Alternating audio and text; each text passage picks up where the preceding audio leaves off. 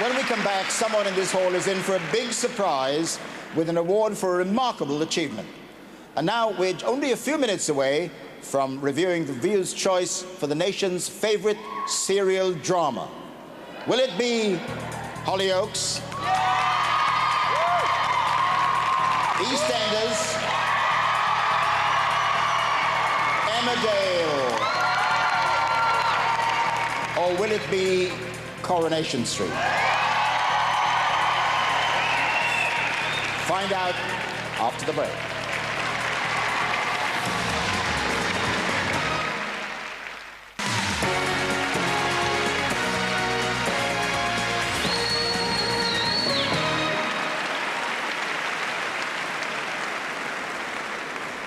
Welcome back. We come now to the Special Recognition Award, which honors a unique contribution to television. This year's recipient has had a stunning career spanning more than 50 years. Ironically, he was turned down when he first applied for a job in broadcasting, but he went on to become the acknowledged master of his chosen field. His enthusiasm, his undisputed expertise, and his sheer brilliance as a broadcaster have won for his work some of the biggest audiences ever for factual programs, and for him, international acclaim. To tell us a little more, we're pleased to welcome someone who's flown all the way from Australia to be with us tonight. The news of her husband's tragic accident released an extraordinary outpouring of grief in his home country and then around the world. Ladies and gentlemen, would you please welcome the wife of Steve Irwin, Terry Irwin.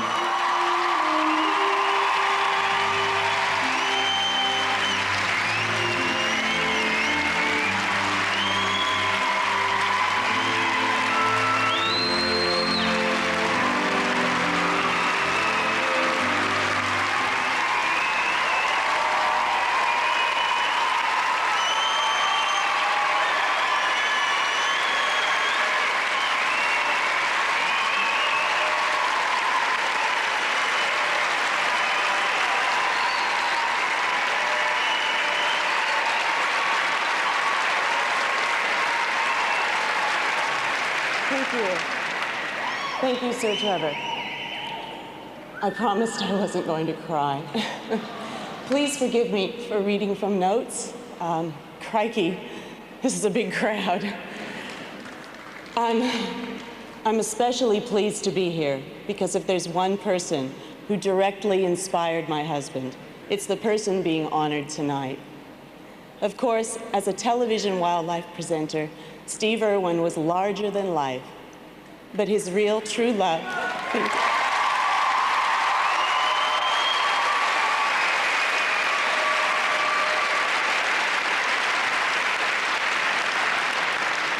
His real, true love was conservation, and the influence of tonight's recipient in preserving the natural world has been immense. He understands the creatures we share the world with and has spent a lifetime reminding us that those creatures rely on us to protect their future. He was an inspiration to Steve and remains an inspiration to all of us who cherish life on Earth. Terry, thank you so much. And ladies and gentlemen, if you are still wondering who our recipient is, then take a look at this. Well, if you're going to take an intelligent interest in any subject, you really need to be aware of the issues involved. And no one has done more than Sir David Attenborough to explain the facts of life of this planet to more people around the world. His work has influenced politicians and administrators, which has made it possible for so much to be done for the conservation of nature. I think it would be difficult to exaggerate the contribution which Sir David Attenborough has made to the understanding of life on Earth. This is the loneliest and the coldest place on Earth. It's so hot that no creature can survive permanently.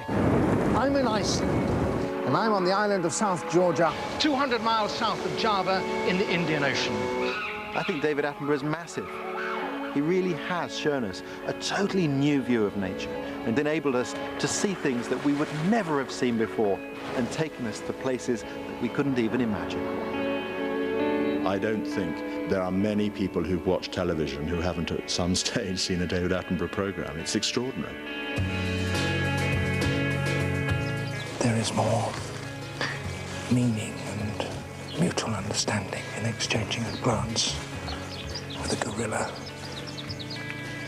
than any other animal I know. The most important job is persuading people that the natural world is complex and wonderful and one of the most precious things we have. You can see its tail just under my boat here. And it's coming up, There! The blue whale. For me, he's the main man. He's generated so much interest in the natural world and animals, not just for scientists such as myself, but for the general public as a whole. He really inspired me to sort of go into working with animals and really gave me sort of a passion for animals. If you see the programmes where he's kind of halfway up a tree in a rainforest, or the caves with the bats flying around. Well, ammonia is really quite choking. You know, the conditions that he's working in there are horrendous, but he's so keen to get the message across. He puts himself in the firing line. No doubt. Oh. So now the main task is avoiding danger and remaining alive during this very difficult period when an animal is almost defenseless. So the ability of all kinds.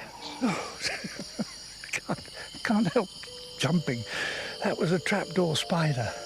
David's got this boyish enthusiasm, and he's as keen and enthusiastic about what he's doing now as he was 50, 60 years ago when he started. I was pretty sure I wanted to be investigating the natural world in some way, and keeping grass snakes and keep doing it. I see David Attenborough as a pioneer of the brave new world of television. Starting right at the beginning, he is himself a marvel of evolution. He has evolved as a presenter along with television itself. Is that one of them will be driving the colobus ahead of him. In my work presenting programs about bushcraft, I always remember the first time I actually had to deliver a piece to camera in the jungle. I had no idea how difficult it was when the humidity and the heat work against you.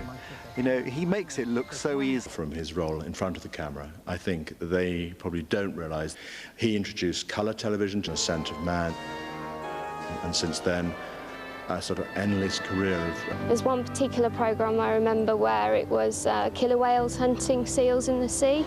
A killer whale, 30 feet long, 8 tons in weight. And that was the first time really that killer whales had been shown in the light of being quite predatory animals. And until then we really didn't have an idea that that was going on in the wild. As long as the sea lions stay well up the beach, you might think they would be safe. But the hungry whales are very daring. One of the things that makes David's contribution so unique is his voice. It's this beautiful, calm voice that has become the voice of nature. We've grown up with it. But underlying it, he tells you the truth of nature. Suddenly, an image from our remote past comes vividly to life. That crucial moment when our far distant ancestors took a step away from being apes and a step towards. He makes you feel like it's an honour to be part of this natural world and that we should not misuse it and abuse it. He's aware of what we have and that we might not be able to see it if we don't do something, if we don't change our behaviour. The fact remains that man has an unprecedented control over the world and everything in it. And so, whether he likes it or not, what happens next is very large. I'd be surprised. The thermal imaging camera is showing my face as red and orange. That's because it's warm. I'm a mammal. There's just one chick. These arrows and this bow belong to a man who's never seen a European face. Just look at this. 6 feet beneath the surface of the Earth. Because I, at the moment, am flying. And top of the menu right now is salmon.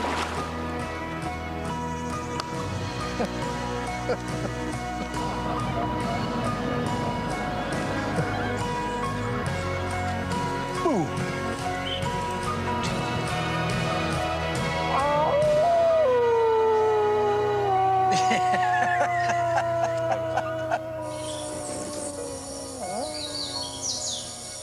And he was right on time. Ladies and gentlemen, the recipient of this year's Special Recognition Award is the very great Sir David Attenborough.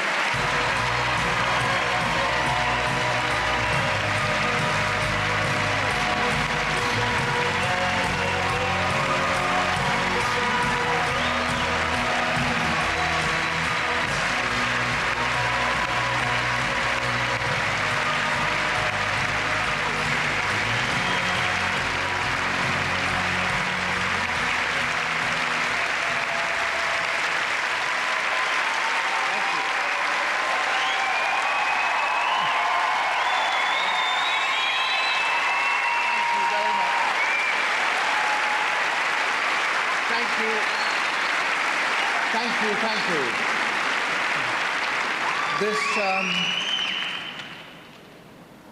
This world here seems a very different world from the penguins and the gorillas and polar bears and birds of paradise. But it's they that have brought me here, and it's the fact that you care for them that has brought me this. We all have to care for them because they are in our hands.